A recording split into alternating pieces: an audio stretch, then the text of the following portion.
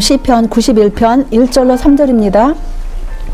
지존자의 은밀한 곳에 거하는 자는 전능하신 자의 그늘 아래 거하리로다. 내가 여호와를 가리켜 말하기를 저는 나의 피난처요 나의 요새요 나의 의뢰하는 하나님이라 하리니 이는 저가 너를 새 사냥꾼의 올무에서와 극한 연병에서 건지실 것이미로다. 지존자의 은밀한 곳이 어디인지, 어떻게 하면 우리가 지존자의 은밀한 곳에 거할 수 있는지 말씀에서 확인해 보십시다. 그리고 말씀을 받는 동안에 주님의 거룩한 천사가 이곳에 계시고 또 주님의 눈이 이곳에 계시고 주님께서 그분의 성령으로 우리에게 활력을 주시려고 지금 기다리고 계신 것을 기억하시면서 마음으로 기도하시면서 말씀 하나하나를 놓치지 마시고 이 말씀이 그냥 글자가 되지 아니하고 우리에게 생명을 주는, 능력을 주는 그러한 생명의 말씀이 되시기를 간절히 기도하시면서 이 말씀 하나하나를 받으십시다. 저가 너를 그 깃으로 덮으시리니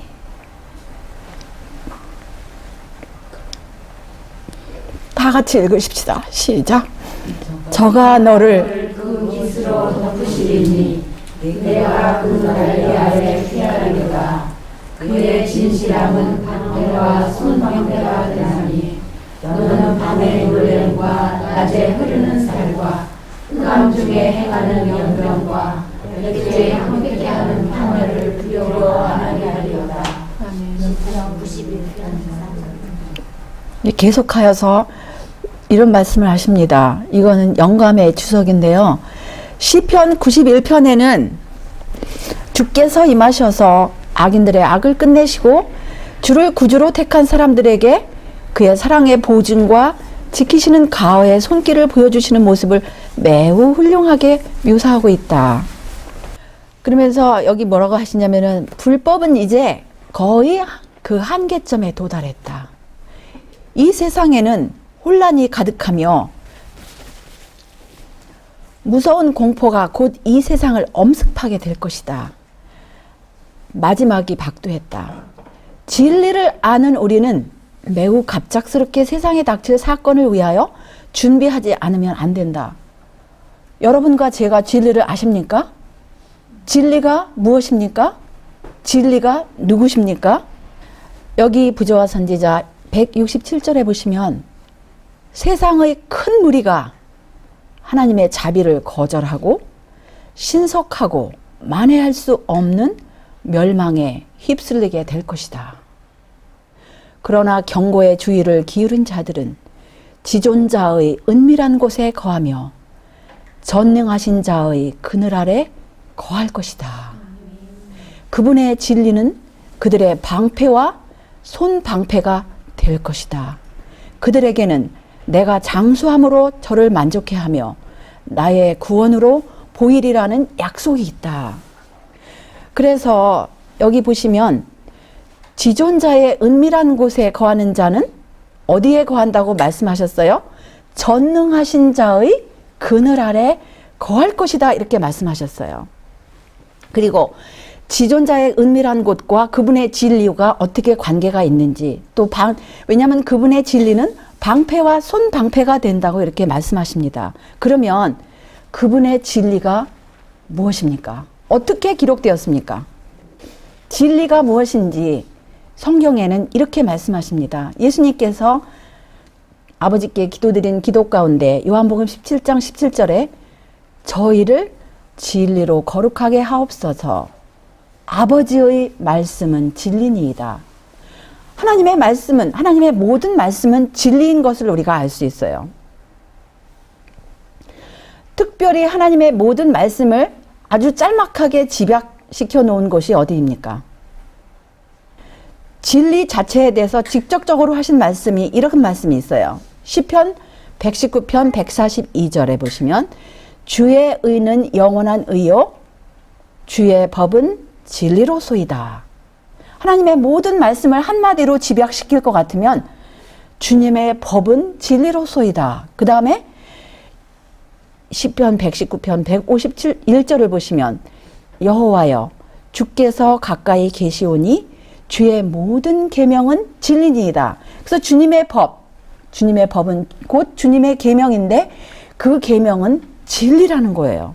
오늘 아침에도 정말 우리가 이 세상 사물을 제대로 파악할 수 있기 위하여 하나님의 계명을 제대로 알고 제대로 순종해야 할 중요성을 우리가 말씀에서 확인을 하였습니다. 그리고 또 누가 진리이신지 보시면 요한 1서 5장 7절을 보시면 성령은 진리라고 하셨어요. 왜 성령이 진리인지 한번 보실 것 같으면 예수께서 가라사대 내가 곧 길이요 진리요 생명이라 하셨습니다. 예수님은 진리이세요. 근데 성령은 누구의 영이죠? 진리의 영이에요. 거룩한 예수님의 영이기 때문에 성령을 진리의 영이라고 하시고, 그래서 성령은 진리일 수밖에 없고 예수님은 진리인 것입니다. 또 예수님의 아버지를 뭐라고 하시냐면은 진리의 하나님이라고 하세요. 그래서 하나님 아버지도 진리가 되심을 시편 31편 5절에 이렇게 말씀을 하세요. 그래서 진리는 시편 91편에 뭐라고 하셨죠? 우리의 손 방패가 되고 방패가 된다 그랬어요. 온 세상을 휩쓸어가는 무서운 이런 폭풍이 온 지구상에 임할 때에 하나님을 아는 사람은, 또 하나님의 계명을 지키는 사람은 하나님의 그늘 아래, 전능하신 자의 그늘 아래 거한다고 그랬어요. 지존자의 은밀한 곳에 거한다고 말씀하셨어요.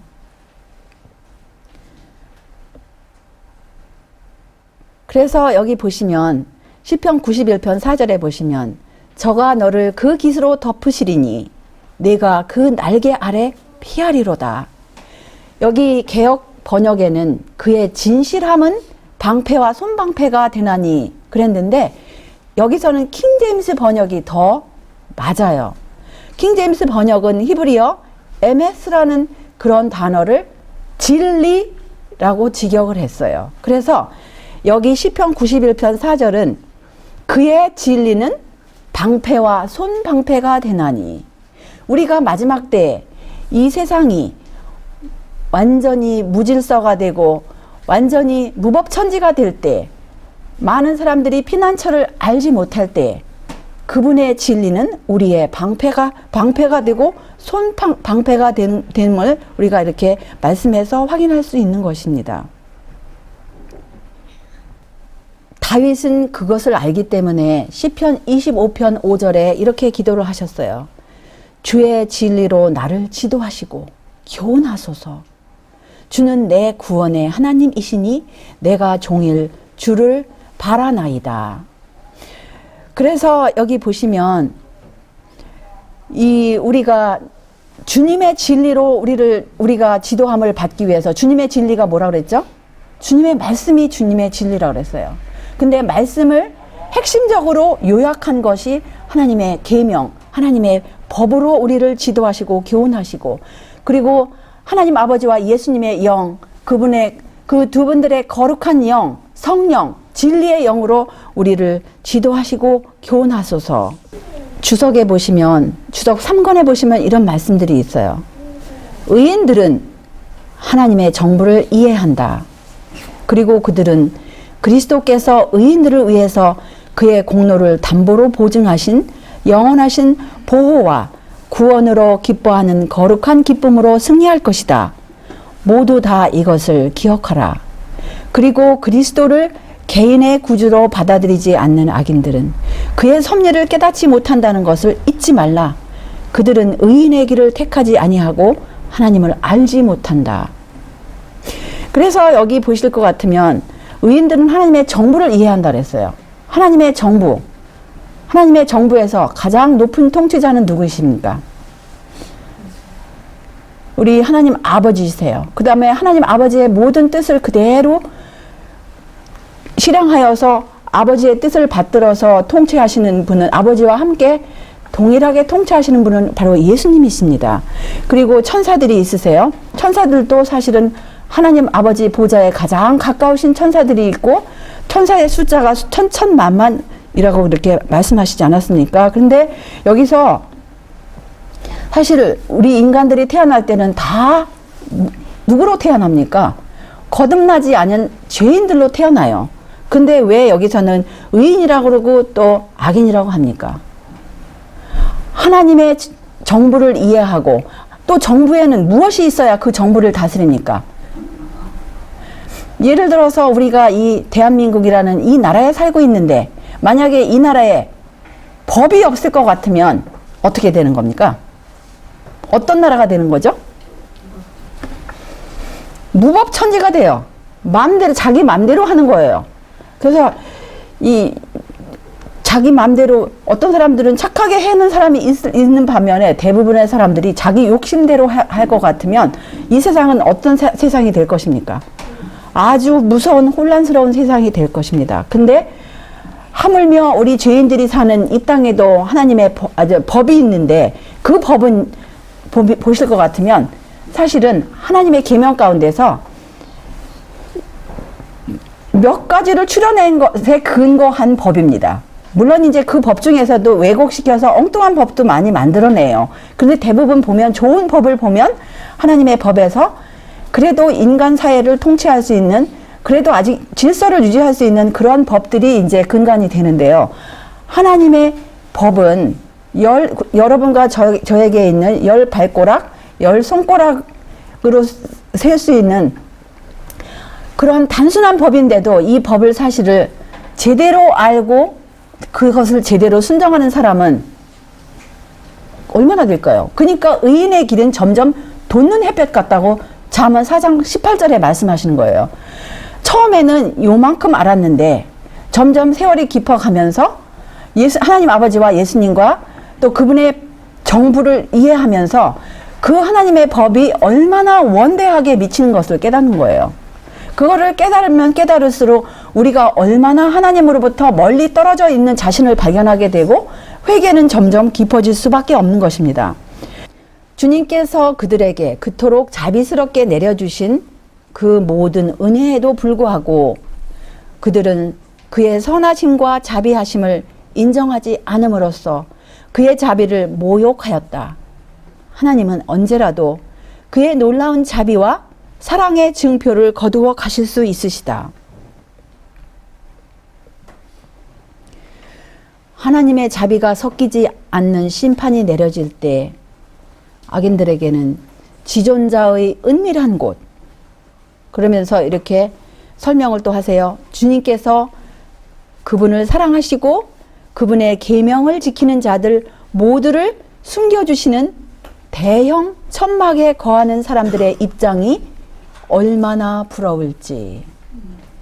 자기들의 죄 때문에 고통을 당하고 있는 사람들에게 의인들의 운명은 그런 때에 참으로 부러운 것이다. 그러나 은혜의 기간이 끝난 후에 악인들에게 자비의 문은 닫히고 그들을 위한 기도는 더 이상 드려지지 않는다. 그러나 이런 때는 아직은 이런 때가 되지 않았다. 부드러운 자비의 음성은 아직도 들린다. 지금 주님께서 죄인들을 그에게 오라고 부르고 계신다. 그래서 아직은 우리가 사는 이 시대가 은혜의 시간이라고 하는 것입니다. 아직도 은혜 받을 만한 때예요. 아직도 하나님의 자비를 받고 우리가 하나님 앞에 나아가서 회개를 할 수 있는 그런 시간이기 때문에 은혜의 시간이라고 하는 것입니다. 그런데 우리 하나님 앞에 은혜를 아무리 구해도 아무리 회개하고 싶어도 우리 마음 자체가 고정이 되어서 회개를 할 수도 없고 용서를 받을 수도 없는 그런 시점이 바로 은혜의 기간의 끝이라는 것이에요. 정말 우리가 이런 말씀을 심각하게 우리와 우리 자녀들이 이 말씀을 받아들여야 할 것입니다. 하나님의 심판이 애굽 땅에 내리고 있는 동안 주님께서는 이스라엘 백성들에게 자녀들을 집안에서 보호할 뿐만 아니라 심지어 뭐까지도 가축들까지라도 들에서 집안으로 데리고 오도록 지시하셨다. 이렇게 말씀하세요. 이스라엘 백성들이 하나님의 재앙이 애굽 땅에 내릴 때에 자녀들을 집안에서 보호하였던 것 같이 우리는 이 위기의 때에 지금 비교를 하세요. 옛날 이스라엘 백성들이 자기 자녀들을 이렇게 보호했던 것처럼 지금 위기의 때에 우리 자녀들이 어디서 나와서 구별되도록 지켜야 한다? 우리 자녀들이 어디서 나와서 구별되도록 지켜야 한다? 세상에서 나와서 구별되도록 지켜야 한다. 이렇게 말씀하세요. 우리는 하나님의 계명이 우리가 깨닫는 것 이상으로 훨씬 더 중요한 것임을 누구에게 가르쳐야 한다? 자녀들에게 가르쳐야 한다 했어요. 이게 부모와 자녀들의 우리 모두가 부모는 이걸 반드시 가르쳐야 되고 자녀들은 이 말씀을 반드시 순종해야 할 책임이 있는 거예요. 얼마나 심각합니까?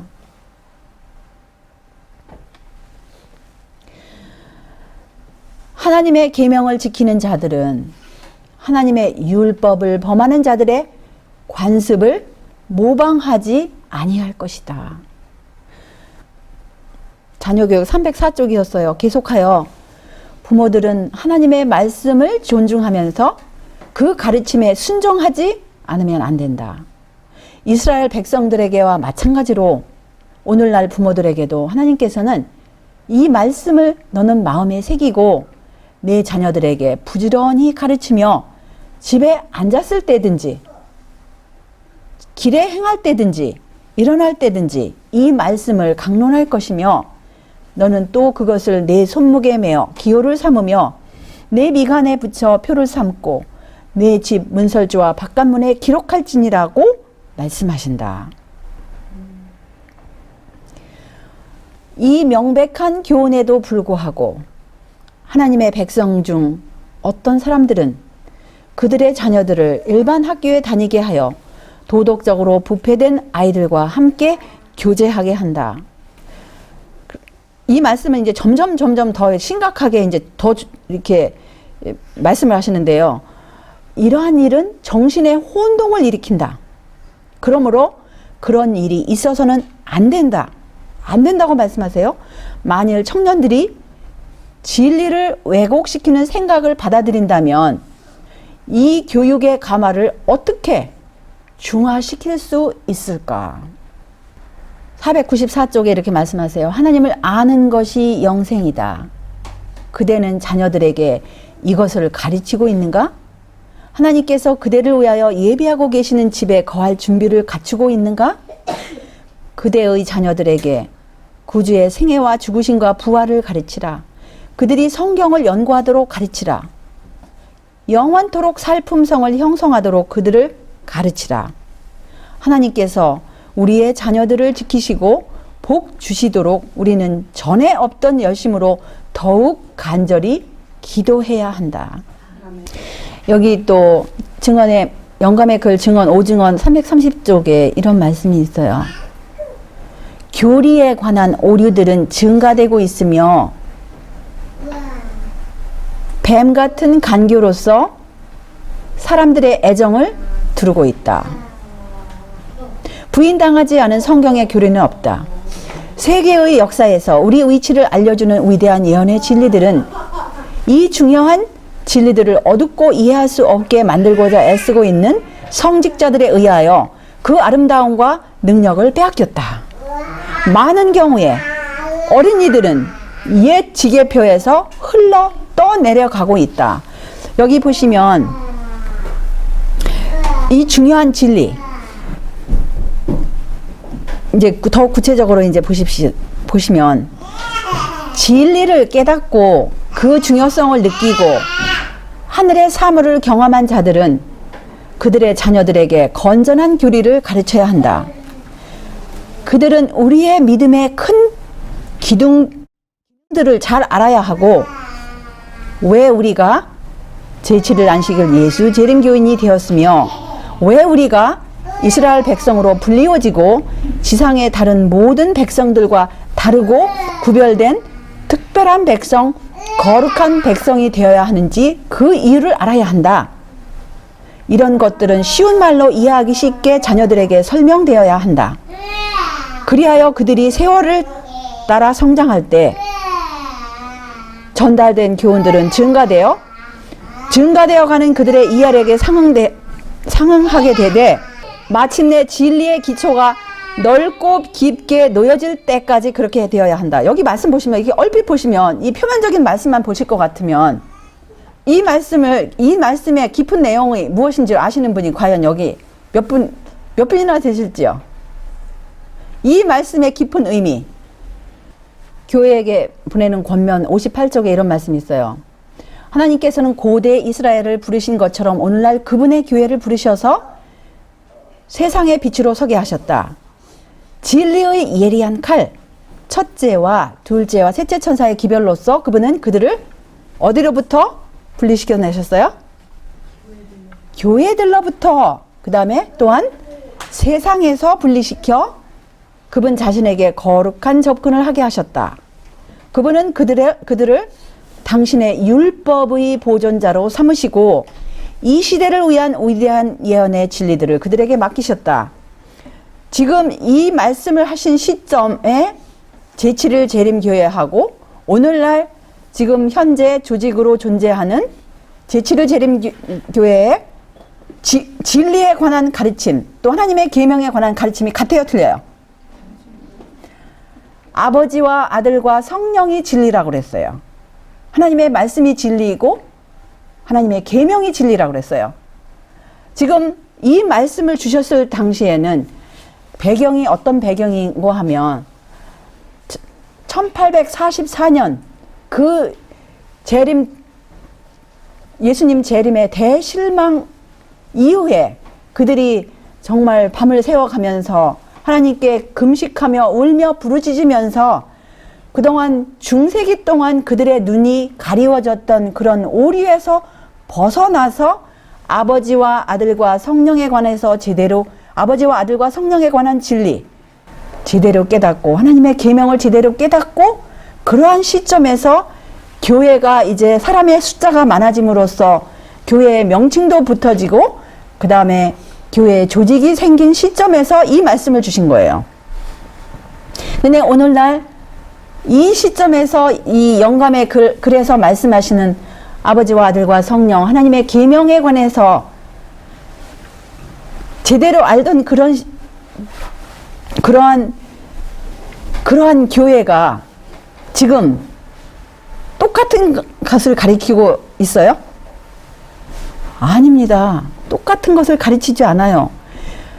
그렇기 때문에 이 하나님께서 그동안에 교회라고 다녔던 그런 교회들로부터, 아버지와 아들과 성령을 엉터리로 가리키는 교회들로부터, 하나님의 계명을 엉터리로 가리키는 교회들로부터 분리시키고 세상에서 분리시켜서 주님께로 가까이 이끄시고 하나님의 법의 보존자로 삼으셨어요.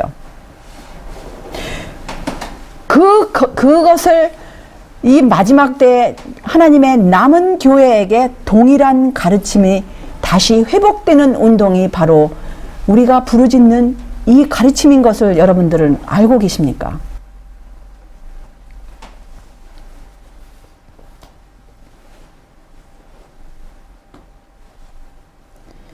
부모들이여, 그대들은 하나님의 자녀라고 공언한다. 그대들은 순종하는 자녀들인가? 질문들이 여기 많이 나와요. 그대들은 하늘 아버지의 뜻대로 하고 있는가? 그대들은 그분의 지시를 따르고 있는가? 그렇지 않으면 그대 자신들이 불빛을 따라 걸어가고 있는가? 여기 말씀을 보시면 하나님의 불빛, 하나님의 말씀은 내 발의 등이요 내 길의 빛이에요. 하나님의 말씀은 등입니다. 그 다음에 잠언 6장 23절에 보시면 무엇이 또 빛입니까? 하나님의 계명은 빛이라고 그랬어요. 정말 하나님께서 제시하신 그 계명의 빛을 따라가고 계십니까? 아니면 그 계명의 불빛 대신에 자기 스스로가 불붙인 빛이 있다 그랬어요. 자기 스스로가 생각하는 엉뚱한 변명, 자기 스스로가 생각하는 자기 자신의 수준, 아니면 세상 수준, 관습, 이거에 불붙인 불빛을 따라가고 있는가? 이런 질문이에요. 이거 우리가 말씀을 읽을 때 이것이 무슨 말씀을 의미하는지 곰곰이 생각하면서 기도하면서 하나님의 영, 진리의 영에 우리 생각이 조명을 받을 필요가 있어요. 그렇지 않으면 그냥 글자로 읽어서 이것이 무슨 의미인지조차도 몰라요. 그대들은 원수를 이기고 자녀들을 그의 관계에서 구출해내기 위하여 날마다 활동하고 있는가? 그대들은 귀중한 하나님의 말씀의 진리를 그들에게 펼쳐주고 그들의 어린 발이 진리의 기초 위에 놓여지도록 우리의 믿음의 이유를 설명해주고 있는가? 왜 우리가 이렇게 믿고 있는가? 이 재림 전에 선포되어야 할 새천사의 기별의 이 내용이 무엇이며 하나님의 성도들의 인내가 여기 있나니 저희는 하나님의 계명과 예수 믿음을 지키는 자, 이것이 무엇인지를 우리가 교리로도 가리키고 우리 생활 풍습으로도 순종하는 생애로 가리키고 우리 자녀들이 그렇게 할 수 있도록 가리키라고 하시는 말씀인 것이에요. 거짓 교리들과 위험한 오류들이 우리 마음을 점령하고 있는 한 이스라엘 집으로 하여금 주님의 큰 날에 설 수 있게 준비시켜주는 진리 가운데 거하기란 뭐라 그랬어요? 불가능하다. 우리 생각이, 우리 애정이 진리 대신에 다른 것으로 채워졌을 것 같으면 진리 가운데 거할 수 있어요? 우리 생각이 진리 이외의 다른 것들로 가득 채워졌을 것 같으면 우리 애정이 진리 이외의 다른 것으로 향했을 것 같으면 진리 가운데 거할 수 있어요? 없어요. 그럴 것 같으면 이것을 반대라기보다는 이걸 긍정적으로 한번 설명을 합시다. 우리가 진리 가운데 거하기 위해서는 어떻게 해야 됩니까? 우리가 진리 안에 거해야 돼요. 진리가 무엇인지를 알아야 돼요. 아버지 진리의 하나님 아버지 진리 되시고 예수님이 진리, 내가 곧 길이요 진리요 예수님이 진리 되시고 또 아버지와 예수님의 영이 성령 그분들이 진리이시니까 그분들의 영은 당연히 진리의 영, 그러니까 성령은 진리라고 하셨죠. 그 다음에 하나님의 계명은 진리, 하나님의 말씀은 진리라고 했어요. 그래서 우리가 주님의 날에 설 수 있게 하는 준비는 무엇이냐? 곧 아버지와 아들과 성령 안에 거하고 하나님 계명 안에 우리 애정이 거하고 우리 삶이 계명 안에서 그렇게 이루어져야 준비할 수 있다라는 말씀입니다. 여기 보시면 다시 나는 마지막 자비의 기별을 가지고 있다고 믿는 자들이 날마다 새로운 오류를 범하는 자들로부터 분리되어 있어야 할 필요를 보았다. 나는 노소를 막론하고 오류와 어둠에 있는 자들이 여는 집회에 참석해서는 안 되는 것을 보았다. 이것은 꼭 교회 집회뿐만 아니에요. 우리의 친구들의 모임이라든가 여러 가지 그러한 모임들, 사교들 이런 모든 것이 다 지금 포함되고 있는 것입니다. 여기 또 주석의 말씀 시편 91편 말씀을 보시면 오 인간들이 하나님께 배은망덕하고 이 세상에 내리신 그리스도의 무한하신 선물을 무시한 그 확실한 결과가 어떠한지를 깊이 생각할 수만 있다면 만약 그들이 순종보다는 범죄를 계속 더 사랑하면 그들이 지금 즐기고 있지만 감사하지는 않는 현재의 축복과 하나님의 크신 자비는 마침내 영원한 파멸의 근거가 될 것이다. 그래서 정말 하나님의 모든 말씀은 항상 조건적이세요.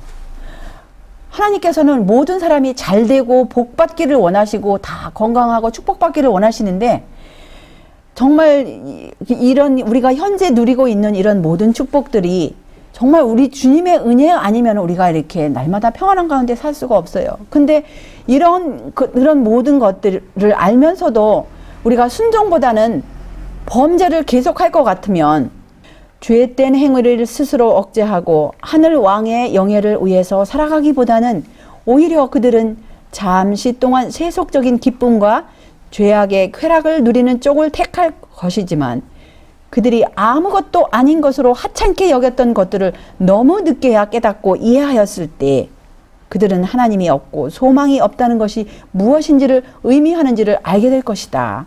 지금 만약에 우리 마음이 세속적인 기쁨, 죄악의 쾌락으로 만약 깊이 젖었을 것 같으면 이런 종교적인 거, 믿음에 관한 거 얼마나 하찮게 보이겠습니까? 그 다음에 그들은 하나님께 불충성하고 그의 계명을 거스르는 배반자의 입장을 택함으로써 그들이 무엇을 잃었는가를 느낄 것이다. 과거에 그들은 그분의 능력을 멸시하였고 그분의 자비를 거절하였다. 그 다음에 그들이 실제로 느끼는 것은 그들의 행복, 곧 하늘 궁정에서 사는 생활과 영원한 생명을 잃었다는 것이다. 얼마나 많은 사람들이 이 땅에서 잠시적인 우리의 생명, 선물로 받은 이 잠시적인 생명을 1년이라도 더 늙을 수 있다면 무엇을 먹습니까? 사람들이 생각할 때 여기저기서 들려오는 보약들을 먹어요. 이것이 좋다라면 저것도 하고 저것이 좋다라면 저것도 합니다. 이 생명을 하루라도 더 연장하기 위해서. 그런데 하나님께서는 이 땅에서 주시는 생명도 물론 우리가 하나님의 은혜로 살지만 이거보다, 이 잠시적인 생명보다 무엇을 지금 하나님께서 주시고자 원하십니까? 영원한 행복, 영원한 생명을 우리 모두에게 주시기를 원하시는 것이에요. 그런데 여기 지금 조건이 무엇이냐? 하나님의 계명을 지키느냐 아니면 거스르느냐에 따라서 영원한 생명이냐 아니냐. 지금 계속 그런 말씀으로 계속 주어져요. 이제 곧 우리 눈에 보이는 이 하늘이 어떻게 됩니까? 종이축이 말리는 것 같이 떠나갈 때가 올 것이에요.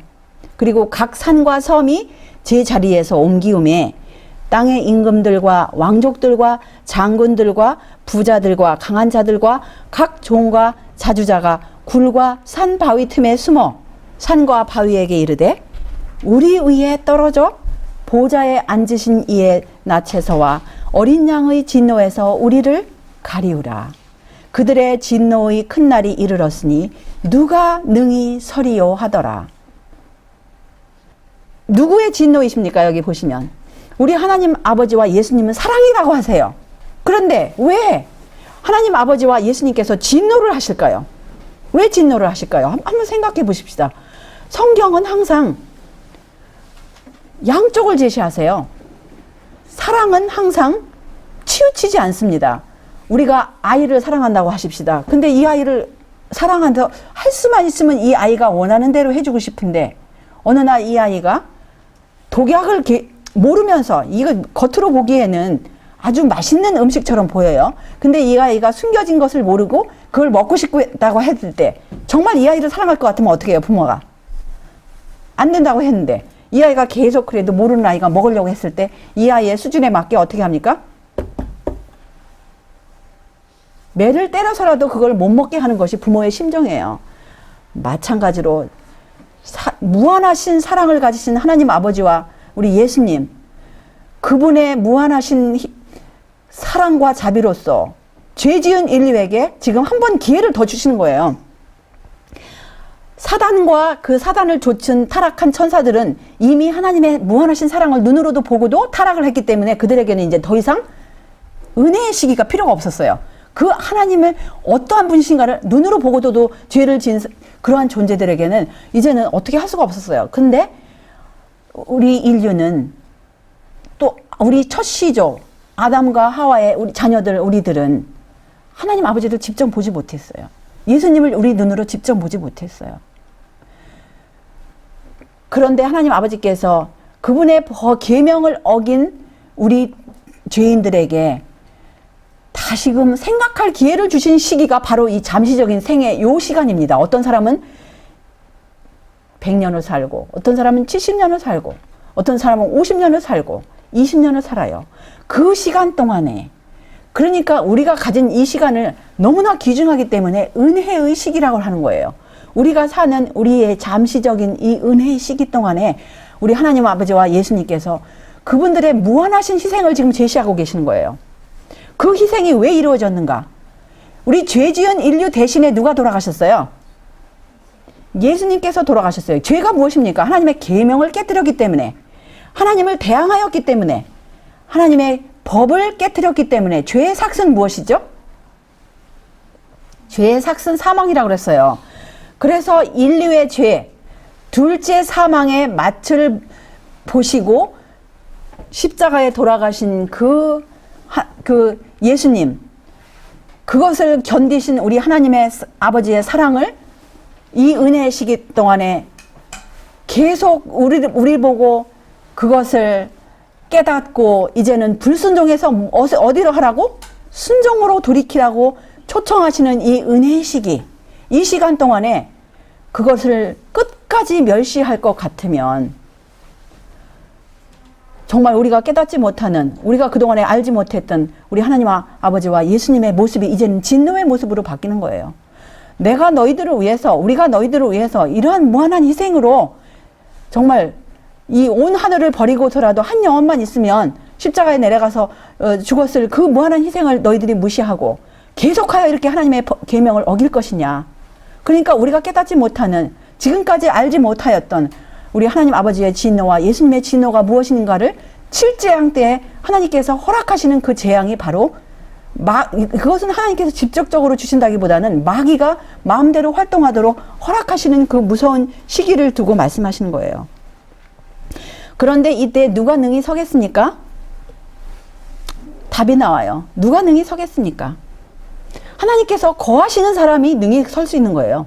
지존자의 은밀한 곳에 거하는 사람, 전능하신 자의 그늘 아래 거할 사람이 누구냐? 바로 지존무상하며 영원히 거하며 거룩하다 이름하는 자가 이같이 말씀하시되 내가 높고 거룩한 곳에 거하며 또한 통회하고 마음이 겸손한 자와 함께 거하나니 이는 겸손한 자의 영을 소성케 하며 통회하는 자의 마음을 소성케 하려 함이라. 그동안에 우리가 하나님의 계명을 어기고 예수님의 십자가의 보혈을 무시하였던 그런 우리의 죄악의 생애를 통회하고 마음이 겸손하여질 때 이 사람들은 지존자의 은밀한 곳에 거할 수 있는 사람들이에요. 이 사람들이 바로 시온산에 설 사람들입니다. 왜냐하면 시온산이 무엇입니까? 율법이 시온에서 나오는 거예요. 우리가 눈에 보이는 시온산은 없어요. 하나님의 계명을 보존하는 곳이 바로 이사야 2장 3절에 율법이 시온에서 나온다 그랬어요.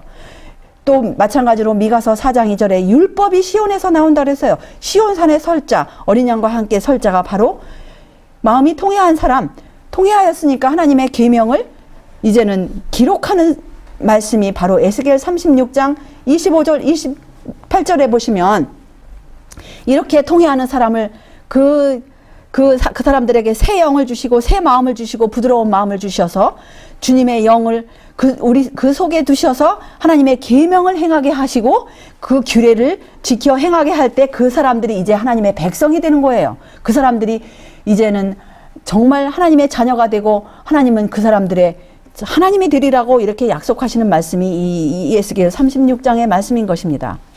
그때 이 하나님의 진정으로 회개한 사람들의 태도가 어떤 태도입니까? 에스겔 36장 31절 보시면 그때 너희가 너희 악한 길과 너희 불선한 행위를 기억하고 너희 모든 죄악과 가증한 일을 인하여 자기 스스로 어떻게 하리라?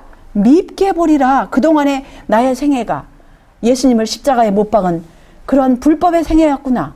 이걸 깨닫게 되고 자기 스스로가 얼마나 미운 존재인지 정말 골방에 들어가서 기도할 때 우리 하나님 앞에 나올 때 또 우리 생애가 우리 스스로가 얼마나 미운 존재인가를 깨닫게 되는 것입니다. 그래서 이 사람들 이 약속의 말씀이 이루어진 사람들이에요. 말라기 3장 3절에 보시면 그가 은을 연단하여 깨끗게 하되 하는 자같이 앉아서 레위 자손을 깨끗게 하되 금은같이 그들을 연단하리니 그들이 의로운 제물을 나 여호와께 드릴 것이라. 주님의 말씀을 인하여 떠는 자 이 사람들이 우리 하나님께서 권고하신다고 그랬어요. 근데 이 권고라는 단어 가운데 여러 가지 의미가 포함되어 있습니다. 이 권고하면 그냥 뭐 권고의 말씀 이렇게만 우리가 생각할 것 같은데 권고라는 뜻은 아주 여러 가지 깊은 의미가 있는데 하나님께서 주목하여 쳐다보시고 그 다음에 기쁨으로 간주하시고 또 호의를 베푸시고 보호하시고 바라보시고 이렇게 쳐다보시면서 아주 존경할 수 있는 그러한 대상이 바로 이러한 하나님의 말씀을 인하여 떠는 자를 하나님께서 그렇게 쳐다보신다고 하셨어요. 아주 깊은 의미가 그 권고라는 단어 가운데 그 나밧이라는 단어 가운데 있습니다. 그래서 그 사람들이 진정으로 우리가 그냥 겉으로만 내가 하나님의 계명을 지켰어가 아니에요. 마음 가운데 정말 하나님의 애정 가운데 계명이 기록되고 정말 우리 마음에 계속 더 깊은 통회할 때 점점 저 계명의 그 넓은 의미를 깨닫고 내가 저것도 깨트렸네, 저것도 깨트렸네. 그래서 우리 말 한마디 한마디도 얼마나 이 정말 하나님의 계명에서 우리가 빗나갈 수 있는 말이 되고 아니면 계명에 거할 수 있는 말이 될 수 있는지도 생각하면서 정말 조심해서 한마디 한마디 두려움과 떨림으로 우리가 인간과 인간 앞에서 하는 말조차도 얼마나 우리가 두려움과 떨림으로 우리가 그렇게 할 수 있는지. 그래서 그런 사람들이 이 마지막 때 보장의 말씀이 바로 시편 91편의 말씀인 것입니다. 천인이 내 곁에서 만인이 내 우편에서 엎드러지나 이 재앙이 내게 가까이 못하리로다. 오직 너는 목도하리니 악인의 봉이 내게 보이리로다. 내가 말하기를 여호와는 나의 피난처시라 하고 지존자로 거처를 삼았으므로 화가 내게 미치지 못하며 재앙이 내 장막에 가까이 오지 못하리니. 여호와는 나의 빛이요 나의 구원이시니 내가 누구를 두려워하리요. 여호와는 내 생명의 능력이시니 내가 누구를 무서워하리요. 그래서 여호와께서 환난 날에 나를 그 초막 속에 비밀히 지키시고 그 장막 은밀한 곳에 나를 숨기시며 바위 위에 높이 두시리로다. 시편 27편 5절의 말씀이었어요. 그래서 여기 보시면 또 이사야 66장 1절로 2절에 보시면 그날의 유다 땅에서 이 노래를 부르리라. 우리에게 견고한 성읍이 있으며 여호와께서 구원으로 성과 각을 삼으시리로다. 너희는 문들을 열고 신을 지키는 의로운 나라로 들어오게 할지어다. 여기 무슨 말씀입니까? 지금 그 하늘문이 열리려고 하는데 신을 지키는 의로운 나라로 들어오게 할지어다. 신이 무엇입니까? 너희는 킹제임스가 번역을 잘했더라고요. 킹제임스 여기 영어 킹제임스를 볼 것 같으면 너희는 문을 열고 진리를 지키는 의로운 나라로 들어오게 할지어다 이렇게 했으세요. 그래서 하늘 도성문이 열리는데 누구에게 열리는가? 진리를 지키는 백성 보고 의로운 백성이라 하는 거예요. 진리를 지키는 그러한 백성들에게 하늘문이 천사들이 열어줄 것입니다. 바로 그래서 이렇게 이사야 26장 20절에 보시면 내 백성아 갈지어다. 내 밀실에 들어가서 내 문을 닫고 분노가 지나기까지 잠깐 숨을 지어다. 여기 보시면 그들이 조롱하고 모욕하고 없애버리고자 희망했던 자들이 질병과 폭풍과 지진에도 아무런 해를 받지 않았다는 사실을 세상은 보게 된다. 예언의 말씀이에요. 우리는 예언의 백성이 아닙니까? 이 세상에 무엇이 오겠다는 말씀이에요. 질병이 있을 거예요.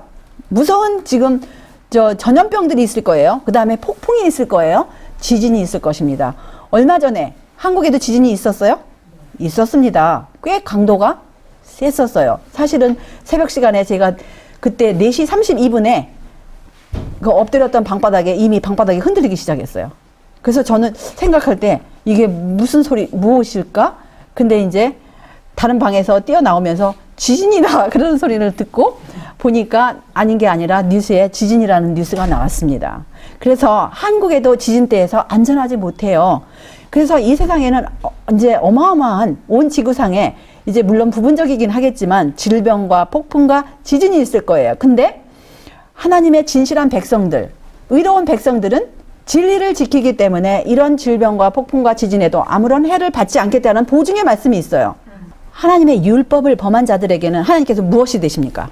사르는 불이 돼요. 그분께서는 당신의 백성들에게 안전한 피난처가 되신다. 그래서 사실은 이 피난처가 이사야 26장에도 나오고 시편 91편에도 나오는 그런 단어가 바로 이 퍼빌리언이라는 단어가 나오는데 그렇게 되신다는 거. 하나님 그러니까 전능하신 자의 그늘이 되시는 아래 거하는 사람들이 되는 거예요. 그래서 여기 또 약속이 저가 너를 위하여 그 사자들을 명하사 네 모든 길에 너를 지키게 하심이라. 저희가 그 손으로 너를 붙들어 발이 돌에 부딪히지 않게 하리로다. 네가 사자와 독사를 밟으며 젊은 사자와 뱀을 발로 누르리로다. 이 마지막 이제 이 말씀 슬라이드를 보고 우리가 마치겠습니다. 다 같이 시작. 하나님이 가라사대 저가 나를 사랑한즉 내가 저를 건지리라. 저가 내 이름을 안즉 내가 저를 높이리라. 저가 내게 간구하리니 내가 응답하리라. 저희 환난 때에 내가 저와 함께하여 저를 건지고 영화롭게 하리라. 내가 장수함으로 저를 만족해 하며 나의 구원으로 보이리라 하시도다.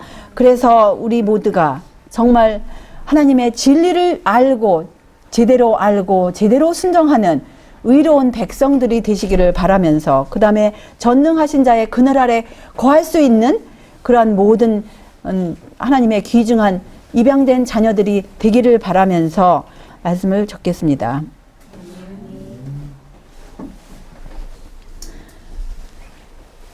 하늘에 계신 우리들의 아버지, 주님의 은혜에 진심으로 감사와 찬양을 올리옵나이다.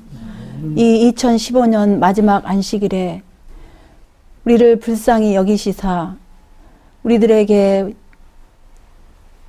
다시 한번 우리 주님께로 돌아오라는 이 초청의 말씀을 주셨사오니, 우리 고개 숙인 우리 모두가 정말 지존자의 은밀한 곳이 어디인지, 전능하신 자의 그늘이 어디인지 제대로 알고 주님의 이 생명의 말씀, 하나님의 의로운 계명을 모두가 다 우리 애정으로, 마음으로 생애에서 순종함으로써 참으로 주님의 의로운 백성, 의로운 나라가 되어서 우리 예수님 오실 그날에 정말 그 문을, 그 12문을 통과하는 우리 모두가 될 수 있도록 인도하여 주시옵시고, 정말 이제 새해를 맞이하기 전에 우리 마음들이 우리 주님 앞에 더욱더 온전한 회개와 온전한 헌신으로 주님 앞에 나올 수 있도록 매일매일 주의 영으로, 주의 성령으로 감화 감동 주시옵시고, 이 험악한 세상, 이 혼란스러운 세상에서 정말 주님 안에 숨기운 바 되는 새해가 되고 주님의 재림의 날까지 그렇게 지켜주시옵기를 예수님의 귀하신 성호 의지하여 간절히 기도드리옵나이다. 아멘.